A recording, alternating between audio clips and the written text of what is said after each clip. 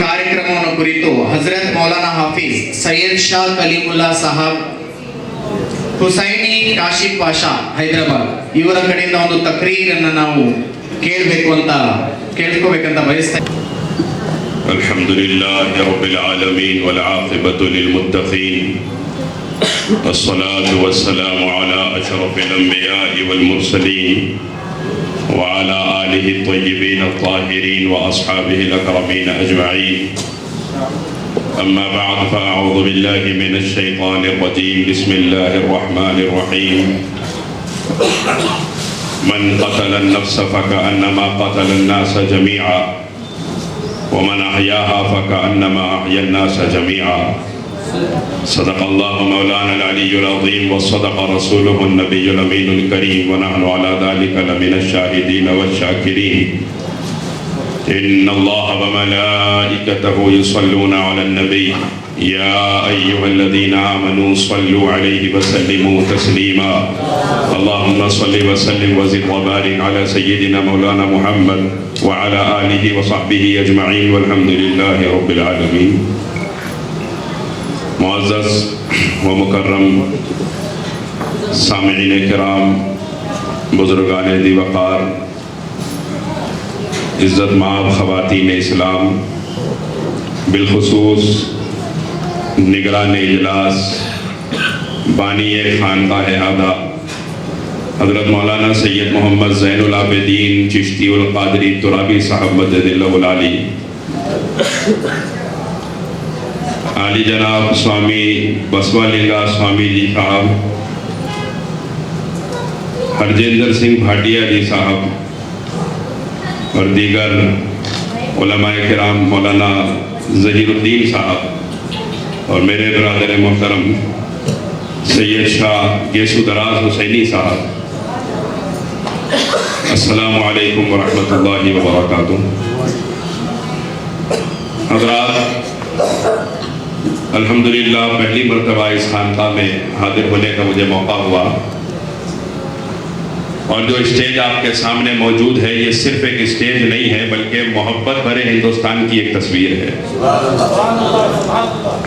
اس ایک اسٹیج پر ہندوستان کے چمن میں کھلنے والا ہر پھول آپ کو نظر آ رہا ہے، اور یہی ہمارے ملک کی خوبصورتی ہے. اگر کسی باغ میں صرف ایک جیسے پھول نظر آئیں تو باغ اچھا تو نظر آتا ہے، لیکن لوگوں کی نظروں کو اپنی طرف راغب کرنے والا جو باغ ہوتا ہے وہی ہوتا ہے جس میں الگ الگ رنگوں کے پھول زیادہ ہوتے ہیں. اور یہ میرے ہندوستان کی خوش قسمتی بھی ہے اور خوبی بھی ہے کہ ہندوستان الگ الگ رنگوں کے پھولوں سے بھرا پڑا ہے، اور انہی رنگوں کی الگ الگ تصویریں اس خانقاہ کے اس اسٹیج پر الحمدللہ آج موجود ہے. اور مذاہب کے طریقے اگرچہ کہ الگ الگ ہوں، تمام مذاہب نے ایک تعلیم ایسی دی ہے جس میں تمام مذاہب متحد ہے، اور وہ تعلیم انسانیت کی تعلیم ہے. دنیا کا کوئی بھی مذہب آپ کو روئے زمین پر انسانیت کی تعلیم سے خالی نظر نہیں آئے گا. آج جو لوگ کسی بھی مذہب کے نام پر دہشت گردی کر رہے ہیں، ان لوگوں کا مذہب سے کوئی رشتہ نہیں ہو سکتا. جو مذہب سے تعلق رکھنے والا ہوگا وہ دہشت گرد ٹیررسٹ نہیں ہوگا، اور جو ٹیررسٹ ہوگا وہ مذہب سے تعلق رکھنے والا نہیں ہوگا، کیونکہ دنیا کے ہر مذہب نے انسانیت کی تعلیم. حضور رحمت عالم احمد مختار تاجدار کائنات صلی اللہ علیہ وسلم نے اپنے دشمنوں کو معاف فرمانے کے ذریعے، اپنے خاندان کے اپنے صحابہ کے قاتلوں کو معاف فرمانے کے ذریعے انسانیت کی تعلیم عطا فرمائی، اور وہ عظیم تعلیم عطا فرمائی جو رہتی قیامت کی صبح تک کے لیے، رہتی دنیا تک کے لیے مشعل راہ ہے انسانیت کے لیے. اسی طرح آپ دیکھیے محبت و بھائی چارگی کی تعلیم. انگریز امریکہ میں رہنے والے ایک دوسرے کو جب مخاطب ہوتے ہیں، ایسا کوئی پروگرام ان کے درمیان ہوتا ہے جس میں مرد بھی ہوتے ہیں عورتیں بھی ہوتی ہیں، تو وہ کہتے ہیں لیڈیز اینڈ جینٹلمین. لیکن لیڈیز اینڈ جینٹلمینز کو سب سے پہلے امریکہ میں کھڑے ہو کر، انگریزوں کے درمیان کھڑے ہو کر لیڈیز اینڈ جینٹلمینز کی بجائے برادرز اینڈ سسٹرز کہہ کے محبت کا جس نے سب سے پہلے درس دیا تھا وہ سوامی وویکانندا کی ذات. یہ محبت و اخوت اور بھائی چارگی یہ سکھایا گیا ہے، یہ صوفیوں کا طریقہ ہے۔ سوامی وویکانندا نے یہ سیکھا تو کہاں سے؟ سوامی رام کرشنا پرمہنسا کی صحبت میں سیکھا ہے۔ آپ غور کیجئے کہ گرو نانک جی کے واقعات میں مسلم علماء نے اپنی کتابوں میں لکھا ہے کہ بچپن میں جب وہ پڑھنے جاتے تھے تو پڑھانے والے جب کتابیں پڑھاتے تھے تو آپ کہتے تھے یہ کتابوں کی اہمیت نہیں ہے، تعلیم تو اصل وہی تعلیم ہے جس میں انسانیت کا بھلا ہو سکتا ہے۔ میں آپ سے عرض کروں کہ روئے زمین کی کوئی ایک مذہب آپ بتائیے، کوئی ایک طریقہ روئے زمین پر جو مذہب کے نام سے موجود ہے، آپ اس کو بتائیے جو دہشت گردی کی یا لڑائی کی یا اختلاف کی یا دشمنی کی تعلیم دیتا ہے۔ پوری دنیا کا ہر مذہب اگر تعلیم دیتا ہے تو فقط انسانیت کی تعلیم دیتا ہے، اور انسانیت کی تعلیم کا یہ عالم ہے کہ میرے آقا رحمت عالم صلی اللہ علیہ وسلم جب مکے سے نکلے ہیں، اس حال میں نکلے ہیں کہ مکے والے آپ کی جان کے دشمن تھے، آپ کے صحابہ کو قتل کیا جا چکا تھا، ان کے گھرانوں کو کھینچا جا چکا تھا، ان کے بچوں کو ان کے سامنے کاٹا جا چکا تھا۔ اس کے بعد ایک زمانہ آیا کہ جب 10,000 کے لشکر کے ساتھ محمد الرسول اللہ صلی اللہ علیہ وسلم مکے میں فاتح بن کر تشریف لائے تو اس زمانے کے لوگوں کی عادت یہ تھی کہ جب کسی علاقے کو کوئی فتح کرتا، کوئی دوسرے بادشاہ کو شکست دیتا اور جیت کر کسی علاقے میں داخل ہوتا، اس کا سینہ اکڑا ہوا ہوتا تھا، اس کی گردن اکڑی ہوئی ہوتی تھی اور وہ اشارہ کرتا تھا فلاں کا گھر برباد کر دو، فلاں کی کاروبار برباد کر دو، فلاں کی زمین برباد کر دو۔ لیکن احمد مختار صلی اللہ علیہ وسلم نے انسانیت کا وہ عظیم درس دیا کہ جب میرے سرکار مکے میں فاتح بن کر تشریف لائے تو سر اقدس جھکا ہوا ہے، گردن مبارک جھکی ہوئی ہے، حضور کی آنکھوں سے آنسو جاری ہے۔ ایک صحابی نے کہا یہ مکے والے ہیں جنہوں نے ہمیں نکالا تھا اپنے گھروں سے، ہمارے خاندان والوں کو ہمارے سامنے قتل کیا تھا، آج کا دن بدلے کا دن ہے۔ میرے سرکار نے فرمایا لا تثریب علیکم اليوم، آج کا دن بدلے کا دن نہیں، آج کا دن معافی کا دن ہے۔ میرے مالک تو گواہ ہو جا کہ جتنوں نے مجھے ستایا تھا میں نے سب کو معاف کر دیا ہے۔ میرے مالک تو گواہ ہو جا جتنوں نے مجھے تکلیف دی تھی میں نے سب کو معاف کر دیا ہے۔ اس وقت صحابہ نے یہ نہیں کہا حضور آپ نے معاف کیا ہے لیکن ہم کیسے معاف کریں، ہمارے تو گھر چلے گئے ہیں، ہمارے تو خاندان والے گئے ہیں، کسی کا بیٹا کسی کا باپ گیا ہے، آپ نے معاف کیا تو کیا، ہم کیسے معاف کریں۔ صحابہ نے یہ نہیں کہا بلکہ صحابہ نے عرض کیا سرکار ہمارے ماں باپ آپ کے اوپر قربان، آپ نے بھی اس کو معاف کر دیا، ہم نے بھی اس کو معاف کر دیا۔ یہ انسانیت کی تعلیم ہے، یہ محبت کی تعلیم ہے، یہ بھائی چارگی کی تعلیم ہے، یہ معاف کرنا سب سے بڑی صفت ہے جو بہت زمانے کے بعد انسان کے اندر آتی ہے۔ عمر نکل جاتی ہے، کھانے کی صفت پہلے آ جاتی ہے، گاڑی چلانے کی عادت آ جاتی ہے، گالی دینے کی صفت پہلے آ جاتی ہے، جھگڑے کرنے کی صفات پہلے آ جاتی ہے، لیکن معاف کرنے کی صفت میں حقیقت سے عرض کروں نہ مردوں میں پہلے آتی ہے نہ عورتوں میں پہلے آتی ہے۔ یہ عورتوں میں بھی سب سے آخر میں آتی، میری مائیں بہنیں یہاں بیٹھی ہوئی ہیں یہ بھی جانتی ہیں، ننند کا جھگڑا بھاوت سے، بھاوت کا جھگڑا ننند سے، ساس کا جھگڑا بہو سے، اور جب بیٹی اپنی ہے تو بیٹی ہے، بہو بن کے آ گئی تو دشمن ہو جاتی ہوں۔ آج معاملہ پھر بہو کا بھی یہی رہتا، ماں اپنی کچھ بولے تو میری ماں ہے، ساس کچھ بولے تو دشمن ہو جاتی ہوں۔ تو یہ جو مزاج ہے یہ انسانیت کی تعلیم کے خلاف ہے، یہ رسول اللہ صلی اللہ علیہ وسلم کی تعلیم کے خلاف ہے۔ ہمیں جو تعلیم دی گئی ہے یہی تعلیم ہے کہ تم جتنا مخلوق کو معاف کرو گے تمہارا پیدا کرنے والا تمہاری غلطیوں کو اتنا معاف کرے گا۔ ہم مخلوق کو معاف نہیں کریں گے اور امید رکھیں گے خالق معاف کرتا چلا جائے، پیدا کرنے والا ہماری غلطیوں کو اتنا معاف کرے گا، کیونکہ اللہ کے رسول نے فرمایا لا یرحم اللہ من لا یرحم الناس، اللہ اس پہ رحم نہیں کرتا جو لوگوں کے اوپر رحم نہیں کرتا ہے۔ یہاں پہ یہ نہیں کہا گیا کہ جو مسلمانوں پہ رحم نہیں کرتا یا جو مومنین پہ رحم نہیں کرتا یا جو عرب والوں پہ رحم نہیں کرتا، نہیں، فرمایا جو انسانیت پہ رحم نہیں کرتا اللہ اس پہ رحم نہیں فرماتا ہے۔ یہاں تمام مذاہب کو سرکار نے ایک کر کے بیان کروایا۔ سرکار کے چہیتے چچا تھے حضرت حمزہ ابن عبد المطلب رضی اللہ تعالیٰ عنہ، جن کو سید الشہداء امیر طیبہ بھی کہا جاتا ہے۔ احد شریف میں جو شہید ہوئے 70 شہداء صحابہ موجود ہے احد میں۔ حضرت سیدنا امیر حمزہ کو جب شہید کیا گیا، روئے زمین پہ ایسا ظلم شاید زمین و آسمان کی نگاہوں نے کبھی دیکھا نہیں تھا کہ جب سیدنا امیر حمزہ شہید ہوئے ہیں تو آپ کے انگلیاں، ناک، کان یہ کاٹ کے اس کا ہار بنا کے گلے میں پہنا گیا اور آپ کا کلیجہ کچا چبایا گیا. ایسی دشمنی کی مثال آپ نے دیکھی نہیں ہوگی کبھی روئے زمین پر. لیکن آپ کو جس نے سب سے پہلے نیزہ مار کے قتل کیا تھا وہ وحشی. جب وحشی کو پتا چلا کہ حضور پاک صلی اللہ علیہ وسلم مکہ فتح کر چکے ہیں اور مکے میں تشریف لا چکے ہیں اور یہ بھی اعلان ایک صحابی نے کر دیا ہے کہ وحشی جہاں نظر آئے اسے قتل کر دیا جائے.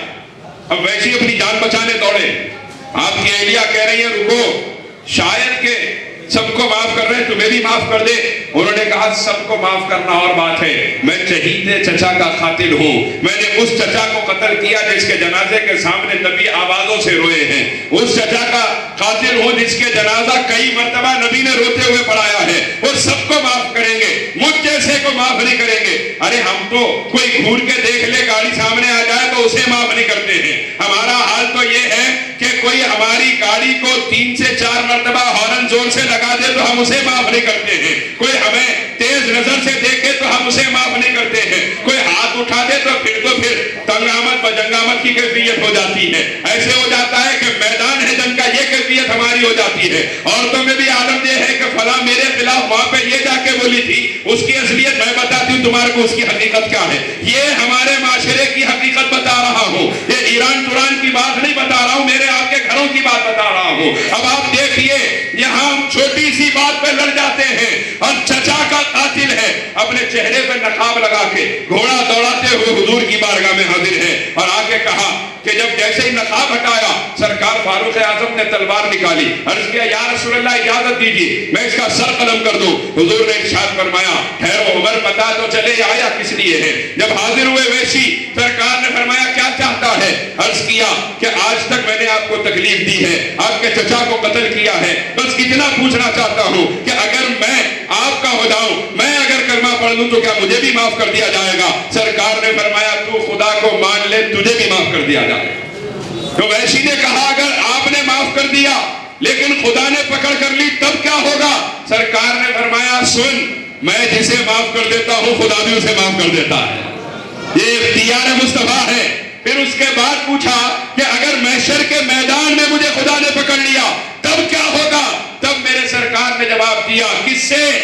رشتہ دار سے نہیں کہہ رہے، چاہنے والے سے نہیں کہہ رہے، اپنے چچا کے قاتل سے میرے سرکار نے فرمایا تو سن، اگر خدا نے میدان محشر میں تجھے معاف نہ کیا اور تیری پکڑ کر لی تو میں ساری امت کی مغفرت کے لیے ایک سجدہ کروں گا اور دوسرا سجدہ اکیلے تیری مغفرت کے لیے کروں گا اور اس وقت تک اپنے سر کو سجدے سے نہیں اٹھاؤں گا جب تک کہ میرا خدا تیری بخشش کا اعلان نہ کر دے.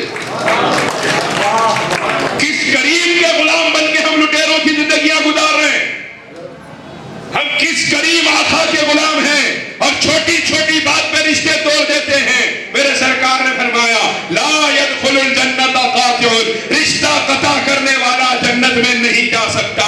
اب چاہے وہ نمازیں پڑھے، چاہے وہ عبادت کرے، چاہے وہ حج کرے، چاہے وہ رمضان کے روزے رکھے، چاہے وہ رمضان میں قیام اللیل پڑھے یا تہجد پڑھتا رہے یا کوئی بھی عبادت کرے، لیکن حضور نے جسے جہنمی فرما دیا ہے اس کو جنت میں کوئی بھی طاقت نہیں لے کے جا سکتی. جو میں اپنی ماں بہنوں سے بھی خواہش کرتا ہوں، آپ سے بھی خواہش کرتا ہوں کہ رشتوں کو جوڑیے اور ابھی جوڑیے. کیا پتا جس سے رشتہ ٹوٹا ہوا ہے اس کا گھر پہلے آ جائے گا یا ہماری موت پہلے آ جائے گی. موت کے آنے سے پہلے رشتوں کو جوڑے رکھیے. یہی تعلیم بزرگوں کی ہے. اب ہندوستان میں سینکڑوں بلکہ ہزاروں کی تعداد میں درگاہیں موجود ہیں.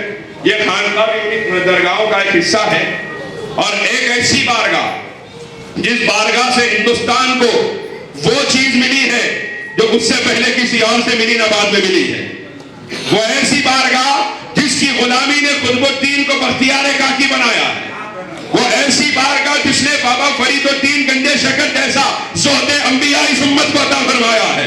وہ ایسی بارگاہ جس کی چوکھٹ پہ بیٹھنے نے نظام الدین کو محبوب الہی اور جس کی غلامی نے علاء الدین کو صابر کلیری بنا دیا ہے.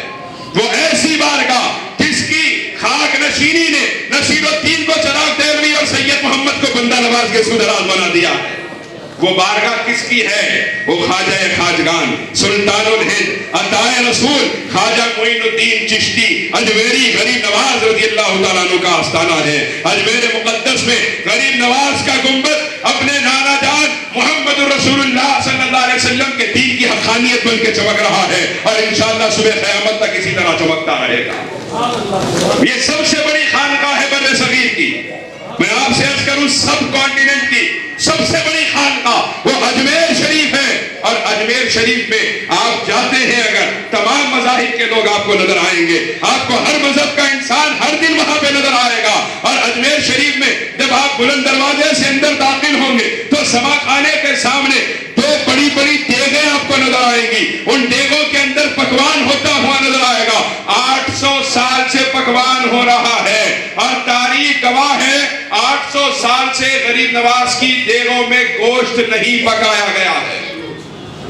800 سال سے غریب نواز کے پاس پکنے والے کھانے میں جو دیگ میں پکتا ہے اس میں گوشت نہیں پکایا گیا، کیونکہ غریب نواز نے یہ فرمایا تھا کہ میرے پاس وہ مذہب کے لوگ بھی آتے ہیں جو گوشت کھاتے ہیں، اور وہ مذہب کے لوگ بھی آتے ہیں جو گوشت نہیں کھاتے ہیں۔ آج سے لے کے قیامت کی صبح تک میری خانقاہ میں جو بنے گا اس میں گوشت نہ پکایا جائے، کیونکہ میں چاہتا ہوں کہ گوشت کھانے والا آئے تب بھی کھا کر جائے، نہ کھانے والا آئے تب بھی کھا کر جائے۔ یہ ہے ہمارے بزرگوں کی وسعت نظری، یہ ہے وہ صوفیاء، یہ ہے وہ اولیاء جن کی آستانوں کی خاک مل جائے تو ہماری آنکھوں کا سرما بنانے لے جائے، جن کے آستانوں کی خاک اولیاء کی آنکھوں کا سرما رہی ہے۔ یہ ہے وہ بزرگان دین، ان کی محبتوں کا یہ عالم ہے۔ تمام مخلوق کو انہوں نے اپنے قریب کیا۔ آج کیا وجہ ہے کہ وہاں پہ آپ کو ہندو بھی نظر آئیں گے، سکھ بھی نظر آئیں گے، عیسائی بھی نظر آئیں گے، مسلمان بھی نظر آئیں گے، دیپاولی مناتے ہوئے بھی وہاں پہ غریب نواز کے دربار میں آپ کو نظر آئیں گے۔ آپ دیکھیں گے ہر مذہب کا انسان آ کے اپنی اپنی غریب نواز کے آستانے میں مناتا ہے۔ وجہ کیا ہے؟ ہمارے بزرگوں نے اپنا دامن اس طرح پھیلایا ہے کہ ان کے دامن کے اندر چاہے کوئی بھی آئے وہ اپنا کر لیا جاتا ہے۔ یہ ہے ہمارے بزرگوں کی تعلیمات۔ لیکن ہمارا قصہ کیا ہے؟ ہم تنگ نظری کا شکار ہو گئے، نیرو مائنڈنگ کا شکار ہو گئے، چھوٹی ذہنیت کے شکار ہیں ہم لوگ۔ ہماری ذہنیت بڑی نہیں ہے، ذہنیت جس کی بڑی ہوتی ہے، دل جس کا بڑا ہوتا ہے، کام بھی اسی سے بڑا لیا جاتا ہے۔ بڑا کام کرنے کے لیے بڑا دل ہونا ضروری ہے، بڑی نظر ہونا ضروری ہے، بڑی ذہنیت ہونا ضروری ہے، اور معاف کرنے کا بڑا جذبہ ہونا ضروری ہے۔ اس وقت تک انسانیت آپ کے قریب نہیں آئے گی۔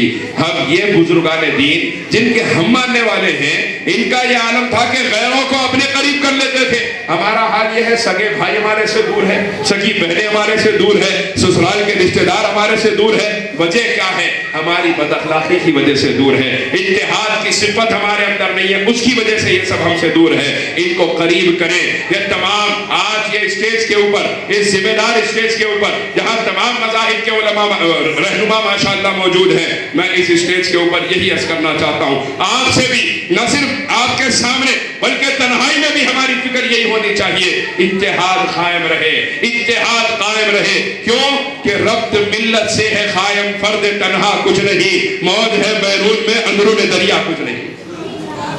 ہاں، فرد تنہا کچھ نہیں ہوتا، ملت سے ربط قائم ہوتا ہے۔ تو خاص طور سے اپنے آپ کو مضبوط رکھیے، متحد رکھیے۔ آج شیطانی طاقت ہے، میں کھلے عام کہہ رہا ہوں، شیطانی طاقت ہے، مذہبوں کے نام پہ لوگوں کو توڑ رہی ہے تاکہ ان کی ذاتی روٹیاں اس توے کے اوپر سینکی جائیں۔ ان کو اگر ناکام کیا جا سکتا ہے تو انہی محبت والے پیغام کے ذریعے ناکام کیا جا سکتا ہے، ورنہ خدا نہ خواستہ یہ کامیاب ہوتے رہے تو یہ محبتوں والے چمن اجڑتے ہوئے نظر آئیں گے، اور ان کو اجڑنے سے بچانا آپ کی بھی ذمہ داری ہے، میری بھی ذمہ داری ہے، اور اسٹیج پر بیٹھے تمام رہنماؤں سے بھی میں گزارش کرتا ہوں، یہ ہم سب کی ذمہ داری ہے کہ اس چمن کو اجڑنے اور برباد ہو جانے سے ہم بچائیں۔ اللہ تعالیٰ سے دعا ہے اللہ اپنے حبیب کے صدقے وطن عزیز ملک ہندوستان میں اتحاد و اتفاق عطا فرما، محبتوں کا جو ماحول ہے میرے مالک اس کو اسی طرح باقی عطا فرما۔ اے اللہ، نفرتیں پھیلانے والی طاقتوں کو نیست و نابود کر دے، ان کو بھی ہدایت عطا فرما، ان کو بھی ہدایت عطا فرما، ان کے دلوں میں بھی آپسی محبت کے جذبات کو پیدا فرما۔ آمین یا الہی۔ یہ دعا ازمن گردت قبول استفیل پنجتن بہر غوث اعظم و خواجہ خواجگان زمن استفیل بندہ نواز سلطان و خواجہ دکن لی خمسۃ نطفی بہا ہر والمبائل حاطمہ المصطفى والمرتضى وابناهما والفاطمہ